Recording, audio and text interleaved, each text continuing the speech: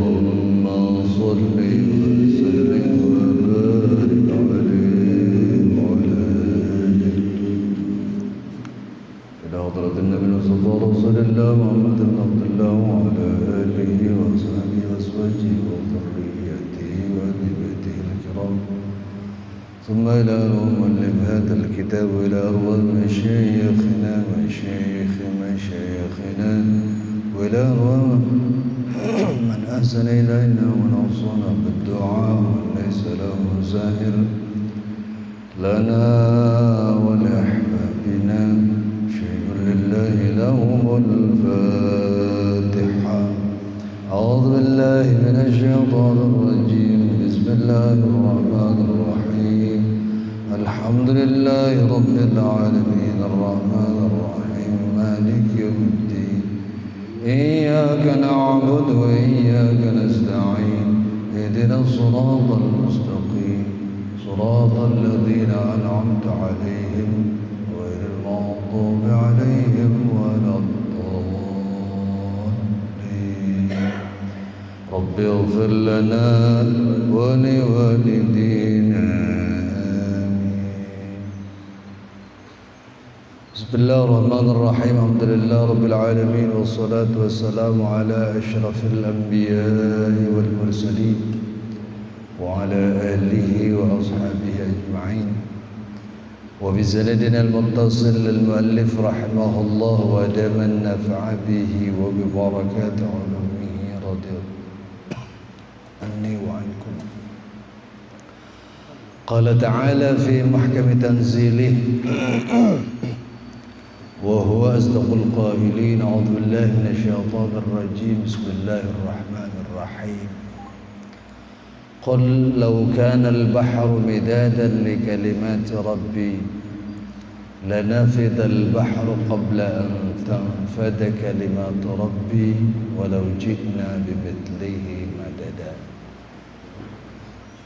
صدق الله وصدق رسول الله صلى الله عليه وآله وسلم. حضرات الأساتذة والأستاذات الأحبة حاضرين والحاضرات rahimakumullah.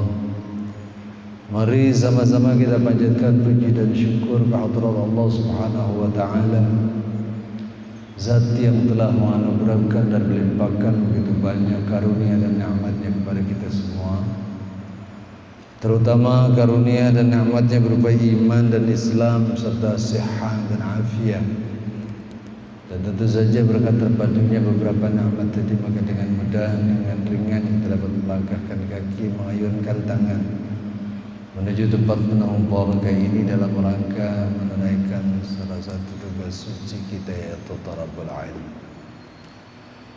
Salawat dan salam tak lupa kita haturkan keharibaan junjungan kita Nabi besar Muhammad sallallahu alaihi wasallam, sesosok profil pemimpin yang telah berhasil mengevakuasi umat manusia dari alam yang penuh dengan kebodohan, syarat dengan kejahilan menuju alam yang penuh ma'rifat dan arifan.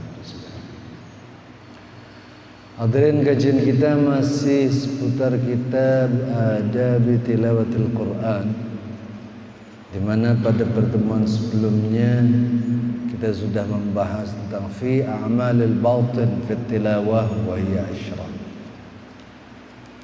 Aktivitas batiniah kita saat kita membaca Al-Quran.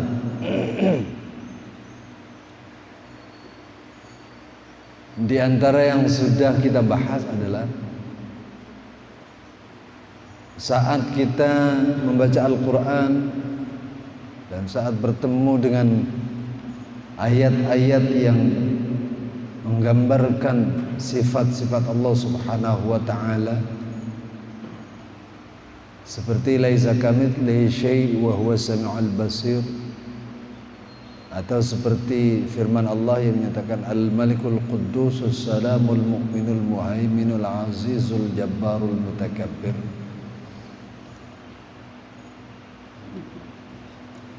Hendaknya ini menjadi rujukan bagi kita bahwa Allah mensifati dirinya dengan sifat-sifat tadi, agar dengan kita menelaah sifat-sifat Allah, liyankashifa lahu asraruha wa fathuha ma'anin madfunah la tankashif illa lil muqifin. Kita bisa menangkap makna rahasia, bisa menangkap hikmah yang terdapat di dalamnya, dan ini tidak akan didapat oleh siapapun kecuali orang-orang yang melakukannya dengan langkah-langkah tertentu seperti yang disarankan Al-Ghazali. Dan kemudian pada paragraf berikutnya Al-Ghazali menyatakan, wa amma ahwalul anbiya alaihimussalam fa idza sami'a minha kaifa kadzabu wa duribu wa qutila ba'duhum falyafham minhu sifatul istighna lillahi azza wa jalla 'anir rusul wal mursal ilaihim wa annahu law ahlaka jami'uhum la yu'thar fi mulkihi syai'an. Apabila kita berjumpa dengan ayat-ayat yang menceritakan tentang ahwal, keadaan para nabi alaihimussalam, dan ketika kita mendengar bagaimana di antara mereka ada yang didustakan umatnya, ada juga di antara mereka yang terbunuh,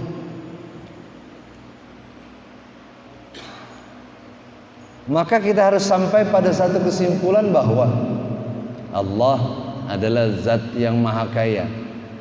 Apapun yang terjadi dalam kehidupan jagat raya ini, maka tidak akan mengurangi keagungan Allah sedikit pun.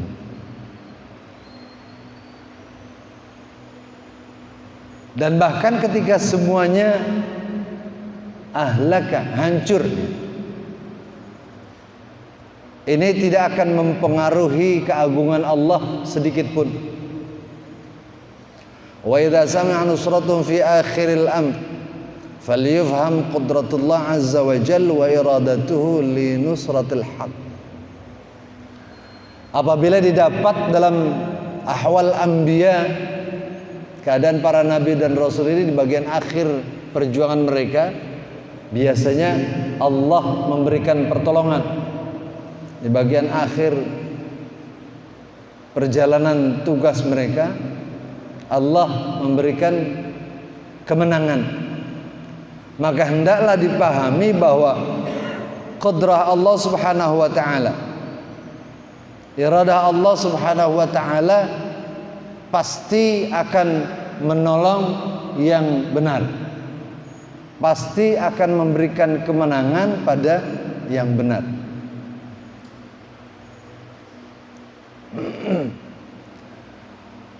Wa kadzalika idza sami'a wasful jannah wan nar wa sa'ir ma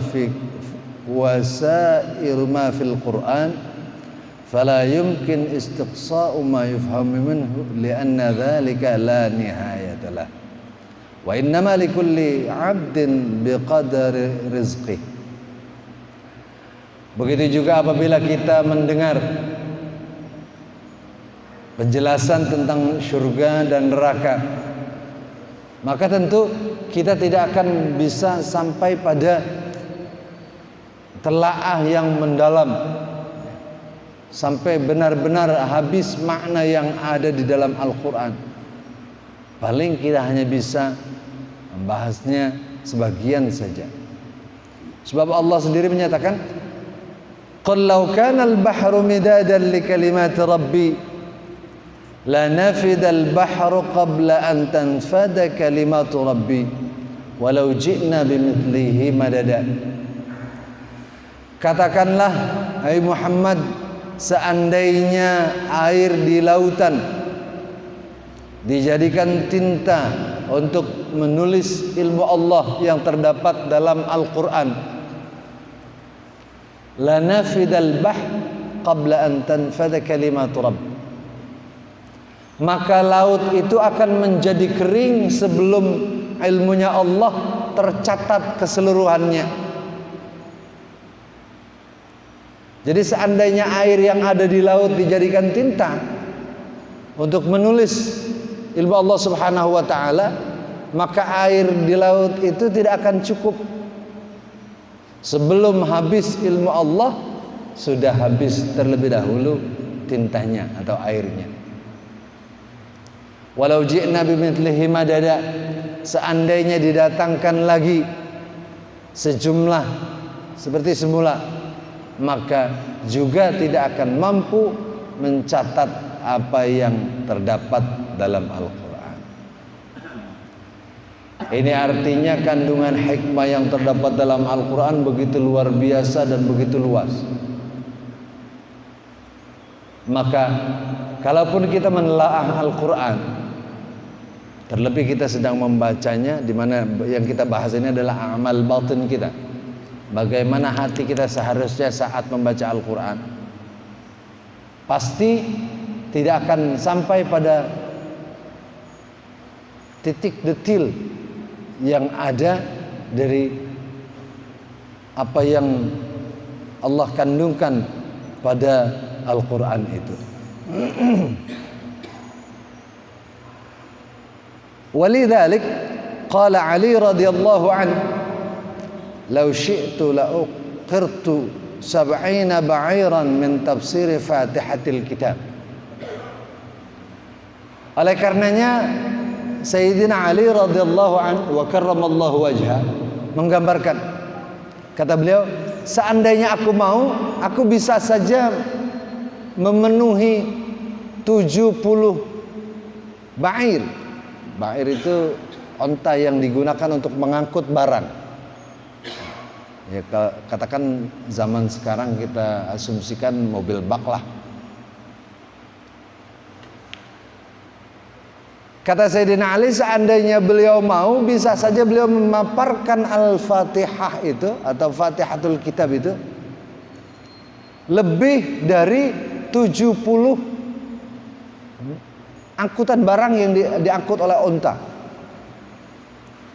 Fatihatul Kitab saja demikian banyak tafsirannya. Artinya kalau seandainya dicatat, kemudian catatannya diletakkan pada satu wadah yang bisa mengangkut catatan itu, ini bisa mencapai 70 armada. Ini baru Al-Fatihah doang. Bagaimana kalau 114 surat yang ada dalam Al-Quran itu secara keseluruhannya? Belum lagi ketika Allah menyatakan hal yang demikian.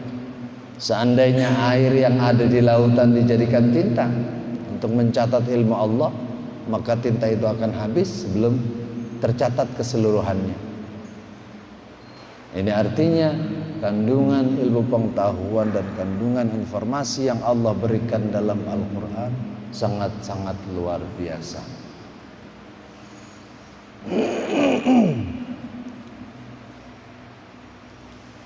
Fal-gharad mimma dzakarnahu at-tanbih ala tariq at-tafhim liyanfatiha bab. Maka maksud dari apa yang kami kedepankan adalah tidak lain sebagai peringatan bahwa kita harus memahami Al-Quran. Fa ammal istiqsa fala matma' fi. Adapun ketika kita harus memahaminya secara detil, secara utuh dan menyeluruh, maka mungkin kita tidak akan sampai pada titik itu.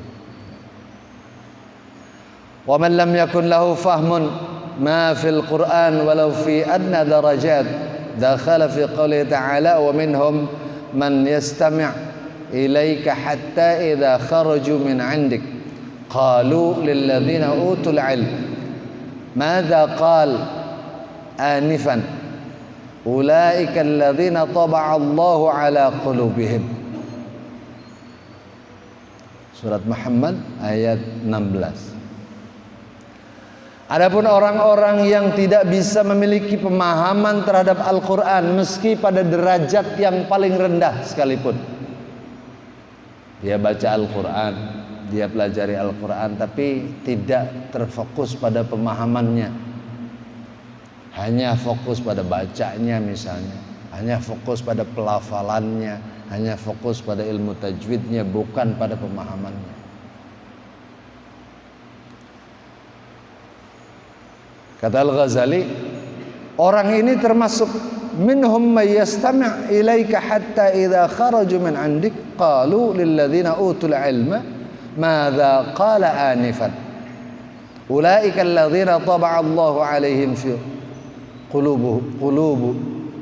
ala qulubihim.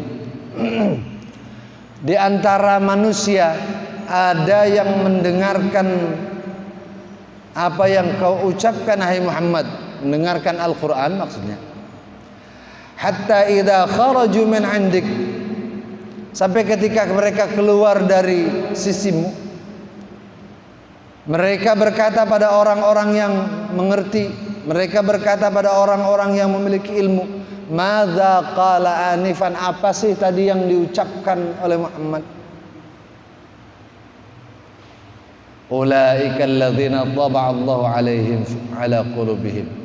Orang-orang ini adalah orang-orang yang sudah Allah cap hatinya. Artinya memang Allah tidak akan memberikan pemahaman buat orang ini, karena tidak ada keinginan dari dirinya untuk memahami Al-Quran. Nah, jadi jangan pernah a priori untuk memahami Al-Quran. Jangan-jangan nanti kita termasuk orang yang dicap hati kita untuk tidak bisa atau tidak mau memahami Al-Quran. Oleh karenanya, kata Al-Ghazali, orang-orang yang tidak memiliki pemahaman terhadap Al-Quran walau pada derajat yang paling rendah, ini mereka akan termasuk yang merugi. Wattabi' hiya al-mawani' allati sanadhkuruha fi mawani'il fahm.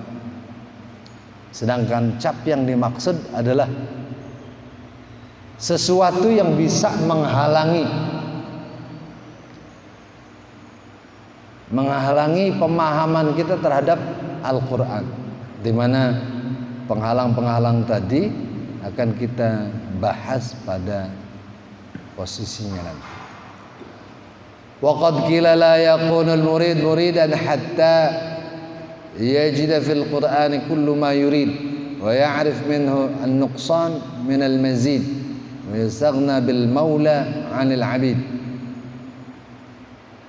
Maka seseorang tidak akan bisa berpredikat sebagai murid sampai dia mendapatkan apa yang ada dalam Al-Quran, ma yuridu wa ya'rifu minhu nuqsan. Dia mendapatkan apa yang ia inginkan dalam Al-Quran dan dia mengetahui kekurangan dirinya. Minal mazid, dan juga mengetahui penambahan. Wa yastaghni bil maula 'anil 'abid. Dan dia akan sampai pada kesimpulan bahwa Allah atau Tuhan jauh lebih tinggi, jauh lebih hebat dibanding hamba-hambanya. Sedangkan poin yang ketujuh, yang keenam, as-sadis at-takhalli an mawani' al-fahm. Ini yang tadi disebut unsur-unsur yang bisa menghalangi kita memahami Al-Quran.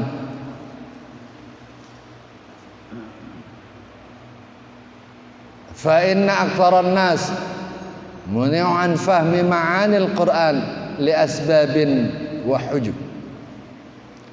hujubin asdaluha syaitan ala qulubihim fa'umiyat alaihim ajaibu asraril Quran. Sesungguhnya mayoritas manusia itu terhalang hatinya. Untuk apa? Untuk memahami makna-makna yang terkandung dalam Al-Quran. Karena sebab-sebab dan tirai-tirai penghalang yang ditebarkan oleh setan di hatinya. Sebetulnya kalau hati kita bersih, kalau hati kita tidak terkotori oleh apa yang diprovokasi setan, maka dengan sangat mudah kita bisa memahami Al-Quran.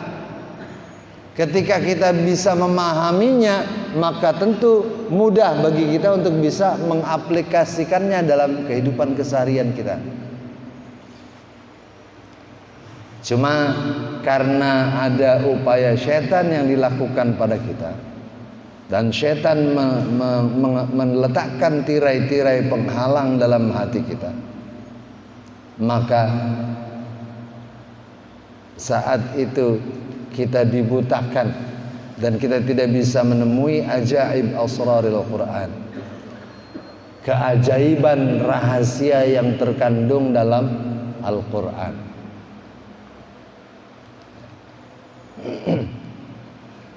Qala sallallahu alaihi wasallam, Rasulullah sallallahu alaihi wasallam bersabda, laula anna syayatina yahumuna ala qulubi bani Adam la nazaru ilal malakut. Seandainya setan-setan itu tidak menebarkan benih-benih kotoran, tidak mengotori hati anak cucu Nabi Adam alaihissalam, la nazaru ilal malakut, pasti mereka akan mampu melihat alam malakut. Alam malakut masih ingat? Masih ingat gak? Alam malakut itu apa? Ya kira-kira kita bisa menembus dimensi alam lain. Kalau kita di alam nyata, di atas alam nyata ini ada alam yang sebetulnya nyata tapi nggak kelihatan oleh mata zahir kita, yang disebut dengan alamul ghaib, alam gaib. Dan biasanya kita suka nyebut kayak gitu, makhluk dari alam gaib. Di mana itu alam gaib? Ada nggak yang tahu alamatnya, alam gaib itu di mana? Pokoknya yang tidak tersentuh oleh indera penglihat kita, sementara keberadaannya itu memang ada, ini namanya malakut, alam dimensi lain. Ya setan kan kita nyebutnya dari makhluk dari alam lain. Alam lain itu ada di mana? Pokoknya yang nggak kelihatan.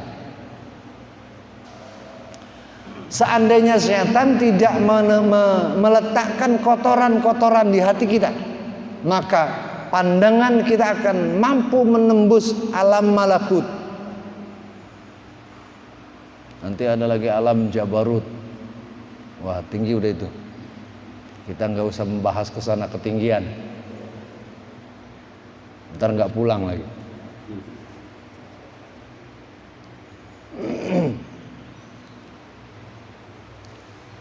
Wa ma'anil Quran min jumlatil malakut, dan makna Al-Quran dari sisi pandangan alam malakut. Wa kullu ma ghaba 'anil hawas wa lam yudrak illa bi nuril basirah fahuwa minal malakut. Di sini kasih keterangan Al-Ghazali. Yang dimaksud alam malakut adalah setiap sesuatu ghaba 'anil hawas, yang tidak bisa tersentuh oleh panca indera. Walam yudrak illa binuril basira, dan tidak akan bisa diketahui kecuali dengan pandangan mata hati. Ada nazrah, ada basirah. Al-nazrah itu pandangan mata kepala, kalau basirah itu pandangan mata hati. Tajaman mana? Lebih tajam mana? Mata kepala atau mata hati? Tergantung. Bagi kita, mata hati kita belum aktif. Belum aktif. Kenapa belum aktif? Buktinya kita masih belum bisa menembus alam malakut. Belum bisa menembus apa yang disebut dengan alam gaib.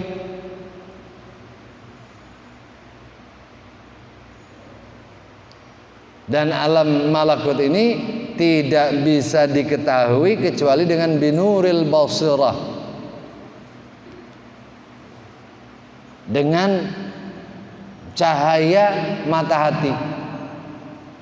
Jadi gara-gara hati kita kotor, siapa yang ngotorin? Kita sendiri. Hati kita kotor, kita sendiri yang mengotori. Cuman kita terprovokasi oleh siapa? Karena diprovokasi oleh setan, maka kita melakukan hal-hal yang dilarang oleh Allah Subhanahu wa taala, yang dalam bahasa syariat disebut dengan maksiat. Saat kita melakukan maksiat berarti kita sedang mengotori hati kita. Maka ketika hati kita kotor, basirah kita tidak bisa aktif. Saat basirah kita tidak bisa aktif, maka kita tidak bisa menembus alam malakut. Padahal kata Rasulullah, seandainya syaitan tidak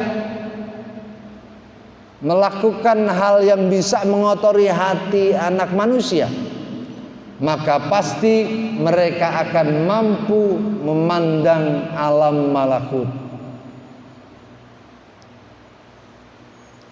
Maka ketika kondisinya seperti ini, PR terbesar buat kita adalah bagaimana membersihkan kembali hati kita yang sudah kotor. Sarananya ada apa enggak? Wasilahnya ada apa enggak? Sarana untuk bisa membersihkan kembali hati kita ya tidak ada lain kecuali bertaubat kepada Allah Subhanahu wa taala dengan banyak beristighfar, kembali kepada kesucian kita. Mudah-mudahan dengan demikian kita bisa menemui kejernihan hati kita seperti halnya sebelum dikotori oleh syaitan. Dan di antara yang menghalangi pemahaman kita terhadap Al-Quran, kata Al-Ghazali, ada 4 perkara. Awwaluha an yakuna al-ham mutasarrifan ila tahqiqil huruf bi ikhrajiha wa makharijiha. Yang pertama, kebanyakan orang biasanya disibukkan dengan tahqiq al-huruf, disibukkan dengan bagaimana melafalkan huruf-huruf hijaiyah, bagaimana memberikan hak-hak huruf itu, sehingga kita berkutat pada itu aja, cuman ngurusin huruf doang, cuman fokus pada pelafalan huruf-huruf. Bagaimana melafalkan huruf H, bagaimana melafalkan huruf H, bagaimana melafalkan huruf Zai, bagaimana melafalkan huruf Jim, Zal, dan seterusnya dan seterusnya. Nah, ketika ada orang baca, fokus kita di situnya, kita dengerin pelafalan makhraj hurufnya, sehingga kita lupa ada yang lebih penting, ada esensi yang lebih penting dari itu, yaitu memahami makna yang terkandung dari setiap ayat yang ada pada Al-Quran. Ini kata Al-Ghazali menjadi salah satu penyebab bahwa orang lupa untuk memahami Al-Quran dengan baik dan benar.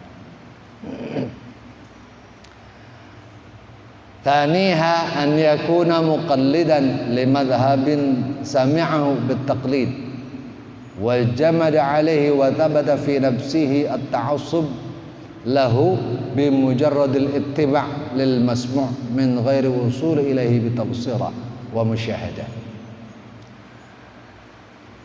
Yang kedua, yang juga menghalangi seseorang untuk memahami Al-Quran, bahwa ia menjadi pengikut,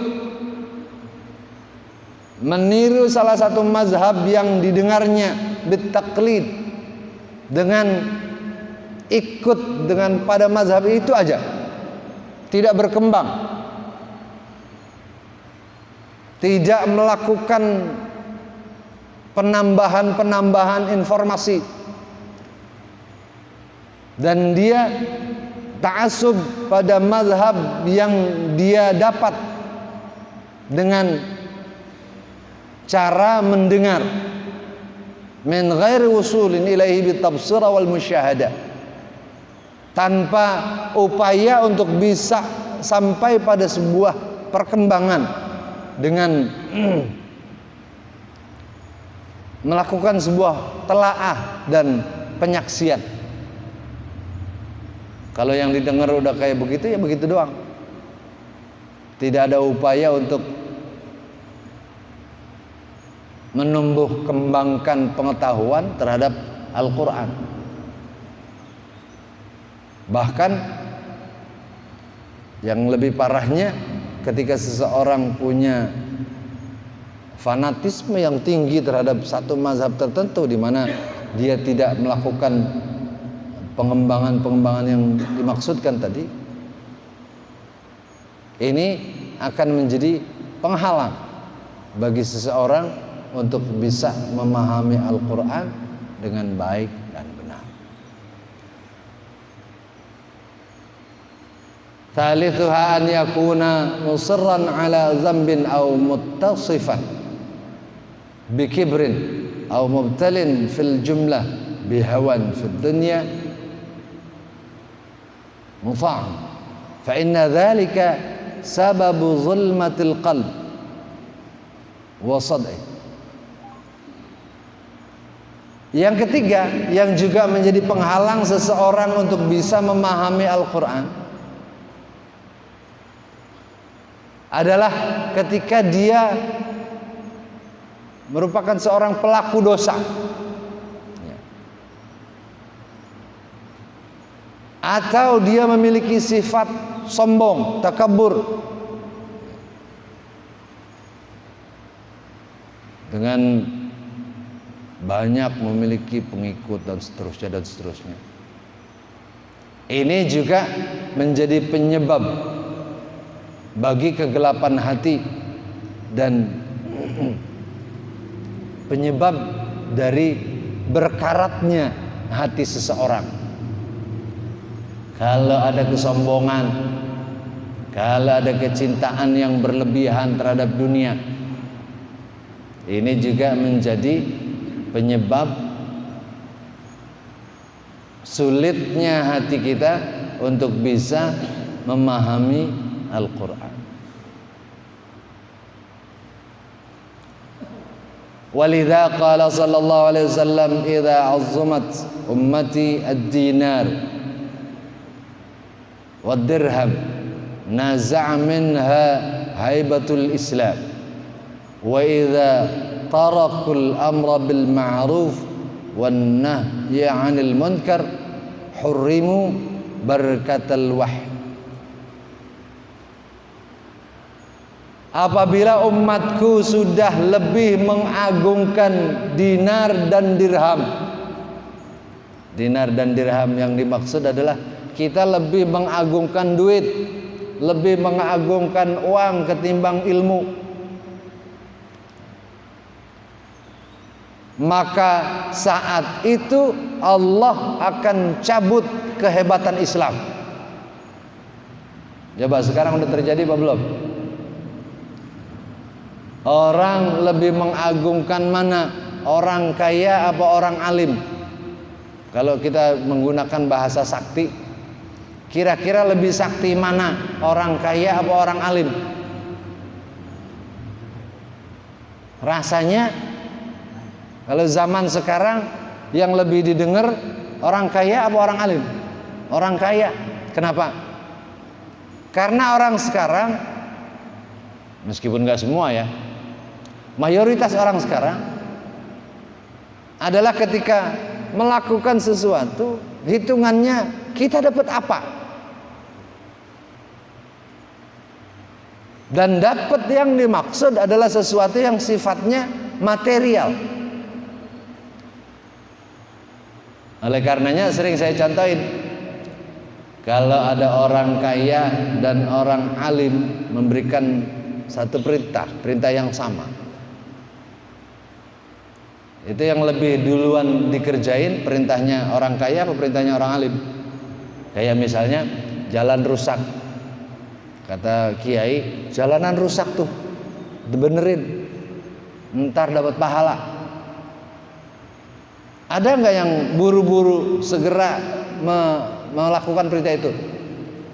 Rasanya mikir-mikir dulu. Coba kalau orang kaya yang merintah, benerin tuh jalanan, ntar siapa aja yang ngerjain, gue bayar. Dikerjain nggak kira-kira? Buru-buru dikerjain. Ini artinya apa yang dikatakan oleh Rasulullah SAW ketika umat beliau sudah lebih mengagungkan dinar dan dirham, maka saat itu Allah akan cabut kehebatan Islam. Udah nggak kelihatan hebat lagi Islam. Kenapa? Karena umatnya lebih mementingkan materi. Karena umat Rasulullah lebih mementingkan duit. Apa aja serba duit ukurannya. Udah terjadi apa belum? Kalau nggak ada duitnya nggak jalan. Kalau ada duitnya berebut, bukan cuma sekedar jalan.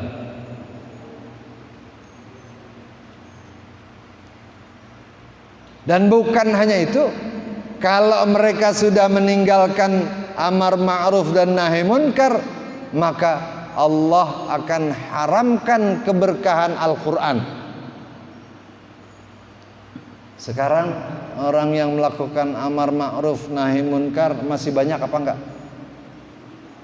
Jumlahnya udah semakin sedikit dan semakin sedikit. Kalau orang dulu ngelihat orang melakukan sesuatu yang enggak pantas aja, ditegur, bahkan bukan cuma ditegur, ditanya, anak siapa sih lu? Kok kelakuan lu begini amat? Orang sekarang ada nggak yang kayak gitu? Kebanyakannya cuek, kebanyakannya tidak peduli, dibiarkan begitu saja. Ini artinya amar ma'ruf dan nahi munkar sudah semakin menipis. Kesadaran untuk memerintahkan yang baik-baik dan mencegah yang buruk-buruk sudah semakin menipis. Kalau hal ini terjadi, maka kata Rasulullah, hurrimu barakatul wahyi. Maka saat itu Allah akan haramkan untuk mereka keberkahan Al-Quran. Jadi hidup sekarang ini makin sulit, karena keberkahan sedikit demi sedikit Allah angkat. Karena kondisi masyarakat yang sudah mulai menjauh dari apa yang diajarkan oleh Rasulullah SAW. Qala al-Fudail, yani hurimu fahmal Quran. Yang dimaksud, kata Syekh Fudail, maknanya adalah Allah haramkan mereka untuk bisa memahami Al-Quran.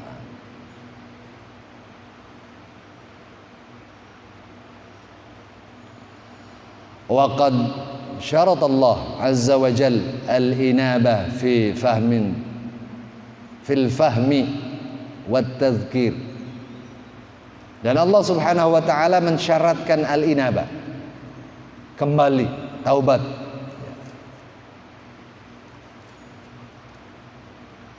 Untuk bisa memahami Al-Quran dan bisa mempelajarinya lebih dalam. Dalam banyak ayat Di antaranya tabsiratan wa dzikra likulli 'abdin munib. Al-Quran itu adalah pembelajaran dan pengingat bagi setiap hamba yang mau kembali kepada Allah. Artinya, kalau seseorang sadar bahwa dirinya sudah terkotori, hatinya sudah demikian rusak, dikotori oleh syaitan, maka solusinya mereka harus kembali kepada kebersihan. Mereka harus kembali kepada kesucian dengan jalan bertobat kepada Allah Subhanahu wa taala. Wa ma yatadzakkaru illa may yunib. Tidak akan ada yang bisa memahami Al-Qur'an kecuali orang yang mau kembali pada kesuciannya. Kembali pada penerapan apa yang Allah perintahkan. Innama yatadzakkaru ulul albab. Yang bisa memahami Al-Quran hanya orang-orang yang disebut dengan ulul albab. Ulul albab itu memiliki akal, pikiran dan hati nurani untuk bisa memahami kejadian yang terjadi.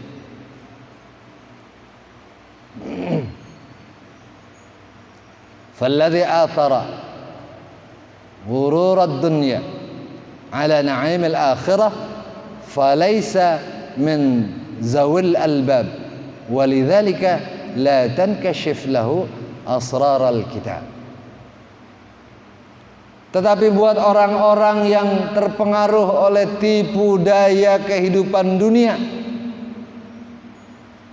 ala na'imil akhirah, terhadap nikmat-nikmat akhirat, maka orang ini tidak masuk dalam kelompok yang disebut ulul albab.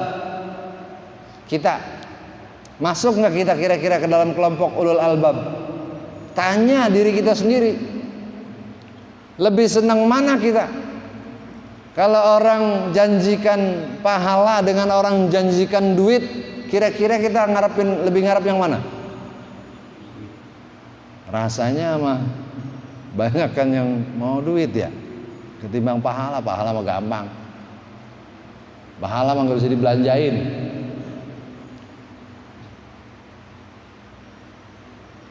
Nah, kalau kita termasuk orang yang kayak gini, berarti bisa jadi kita masuk dalam kelompok yang bukan ulul albab.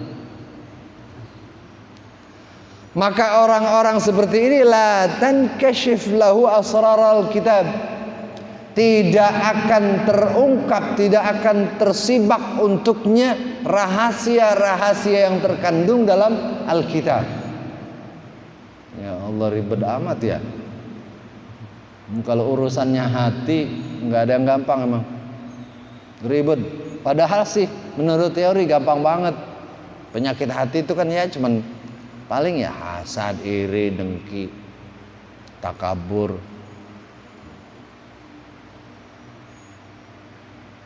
Cuman ini yang seringkali nempel dalam kehidupan keseharian kita. Buktinya, kalau ada orang dapat nikmat terus kita keki ngelihat orang yang dapat nikmat, ini bertanda apa? Orang dapat duit banyak nih, kita rasanya kok sebel ngeliatin dia dapat duit. Bertanda apa ini? Bertanda kita sedang mengidap penyakit hasud, dengki. Orang yang dapat nikmat kok kita yang repot. Atau kita merasa lebih baik, merasa lebih hebat dari siapapun. Ini bertanda apa? Bertanda kita sedang mengidap penyakit sombong. Dan penyakit-penyakit ini terus bersemayam di dalam hati kita, sehingga dengan ini, dengan adanya penyakit-penyakit tadi, tidak mungkin bisa terungkap rahasia-rahasia yang terkandung dalam Al-Quran. Makanya beda antara kita sama orang dulu. Orang dulu cuma baca bismillah doang bisa terbang. Bismillahirrahmanirrahim. terbang langsung. Kalau kita Bismillahirrahmanirrahim. Kenapa? Pertama kita nggak yakin, yang kedua kita nggak paham maksudnya, kita nggak tahu hikmahnya apa. Kalau orang dulu cuma baca kaf ha ya ain sad, ha mim ain sin qaf, nggak mempan dibacok. Coba kita baca berkali-kali, bahkan ratusan, bahkan ribuan kita baca. Coba kayak orang dulu apa enggak? Rasanya enggak. Kenapa? Karena basicnya kita nggak punya. Apa basicnya? Orang-orang yang bisa menyingkap rahasia yang terkandung dalam Al-Quran hanya mereka yang bisa kembali kepada kesuciannya. Hanya mereka yang bersih hatinya. Nah, kita melakukan upaya untuk membersihkan hati sampai dengan hari ini, udah apa belum? Rasanya kita baru teori doang. Teori kita pelajari, tiap pengajian kita pelajari teori bagaimana membersihkan hati, bagaimana bisa kembali kepada kesucian, bagaimana bisa mendekat kepada Allah. Teorinya kita pelajari terus, tapi prakteknya nggak pernah. Oleh karenanya kita stuck, diem, jalan di tempat, tidak ada kemajuan yang bisa kita capai meski ilmu, kapasitas ilmu kita bertambah, karena tidak ada praktek yang kita lakukan. Dan orang-orang kayak begini, ini yang katanya tidak bisa mengungkap rahasia Alkitab. Jam berapa udah? Udah syuruk apa belum? Satu paragraf lagi. An yakuna qad qara'a tafsiran zahiran wa'taqada annahu la ma'na li kalimatil Qur'an illa ma tanawalahu an-naql an Ibn Abbas wa Mujahid wa ghairihima. Wa amma wara'a dzalika tafsirun bir-ra'yi. Wa anna man fassara al-Qur'an bir-ra'yihi faqad tabawwa'a maq'adahu minan nar. Bahada aidan minal hujub al-azimah.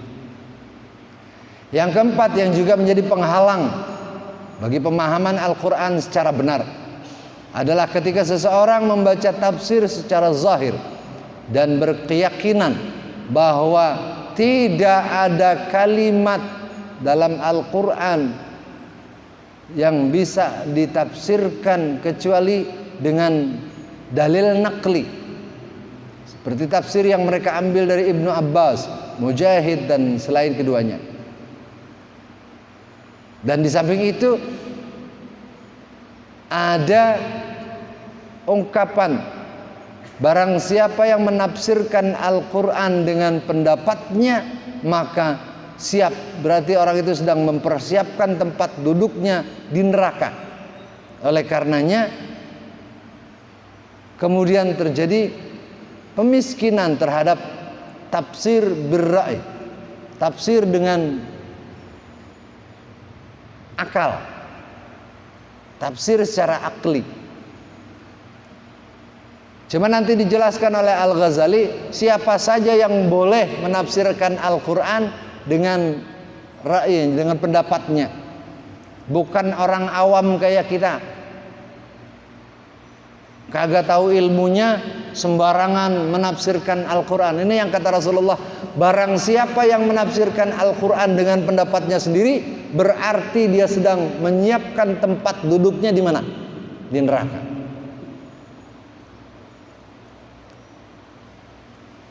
Tetapi efek dari hadis ini ketika orang terlalu takut,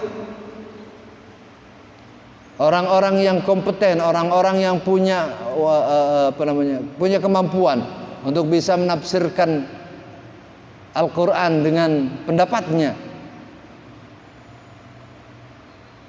Karena ada pendapat lain yang menyatakan bahwa tafsirul Quran itu harus dilaksanakan dengan dalil nakli, dari riwayat ke riwayat. Nah, ini juga menjadi penghalang pemahaman Al-Quran secara utuh dan menyeluruh.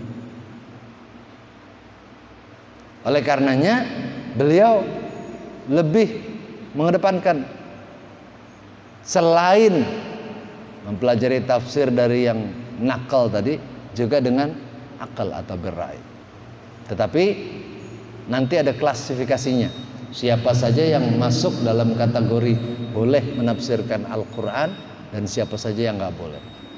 Kalau kita, saya yakin kita masuk yang nggak boleh. Kenapa? Karena minimal ada syaratnya. Seseorang yang boleh menafsirkan Al-Quran minimal dia menguasai 14 fan ilmu pengetahuan,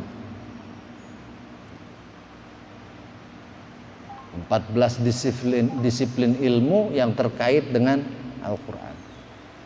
Kalau dia sudah kuasai, itu pun dia masih belum boleh menafsirkan secara pendapatnya. Dia baru harus menukil dari para pakar.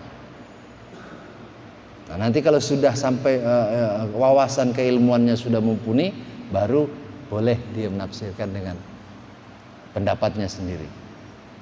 Dan ini sangat ketat klasifikasinya.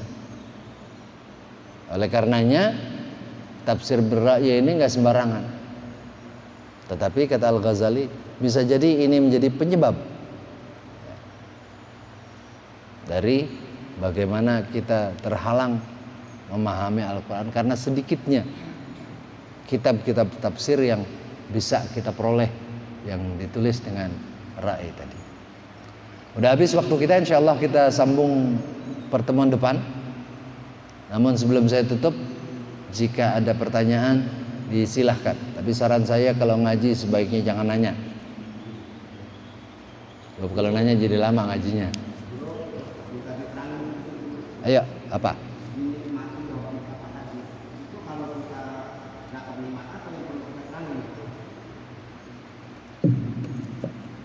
Kalau dapat nikmat apapun,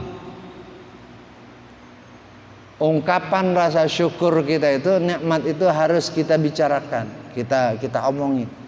Minimal ada ucapan alhamdulillah hari ini sehat, makanan punya, minuman ada, bisa mandi, air di rumah cukup. Kalau ada kesempatan dan bisa kita ungkapkan pada orang lain, ini merupakan rasa syukur kita. Sebab berapa banyak orang yang tidak mendapat nikmat seperti kita.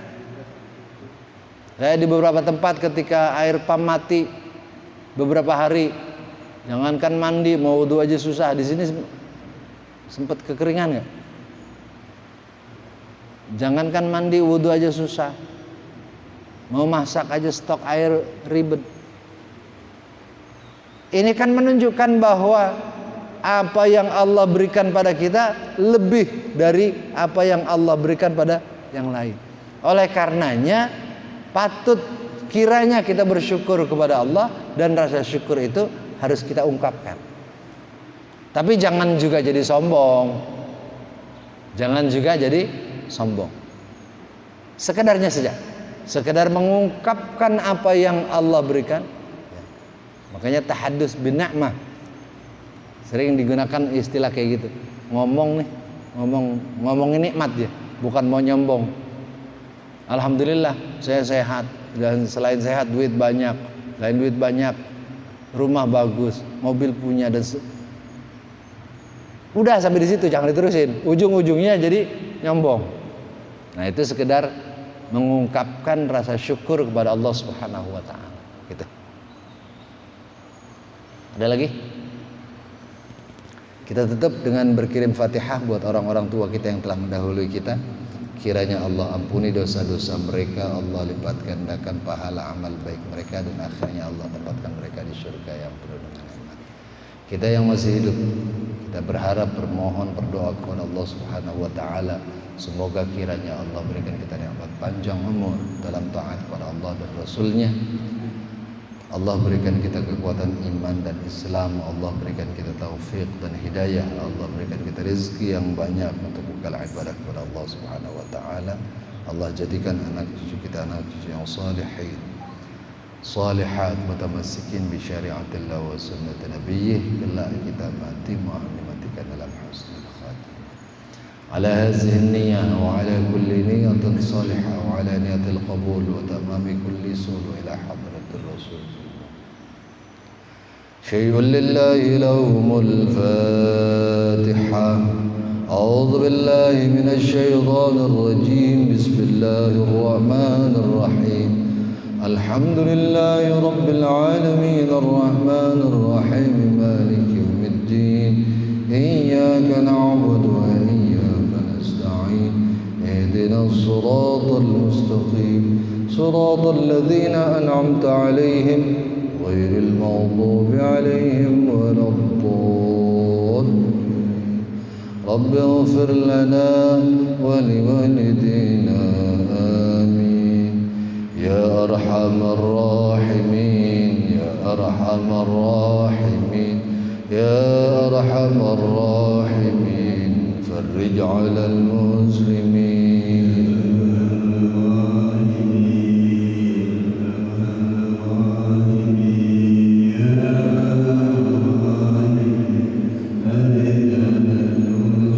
Ya Rabbana ya Karim, Ya Rabbana ya أنت الجواد الحليم وأنت نعم الوعيد.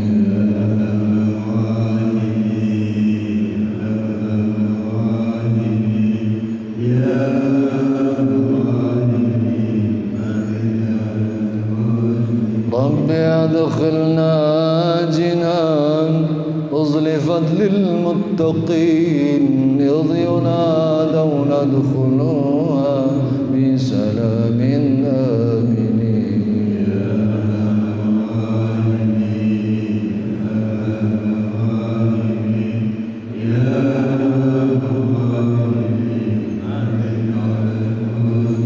وصلاة الله دوام تبلغ الهادي الأمين وعلى الآل الكرام والصحب والتابعين.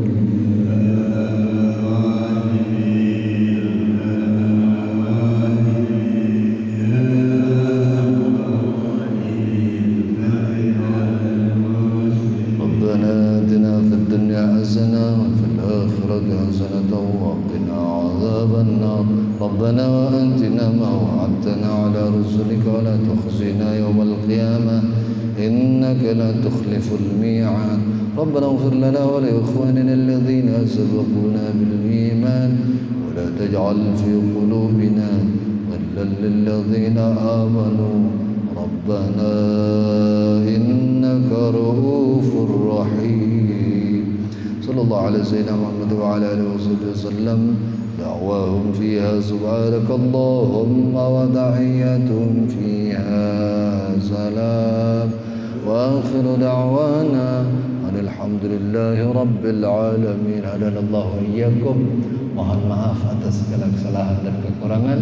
Wallahul muwaffiq ila aqwamit thoriq. Wassalamualaikum warahmatullahi wabarakatuh.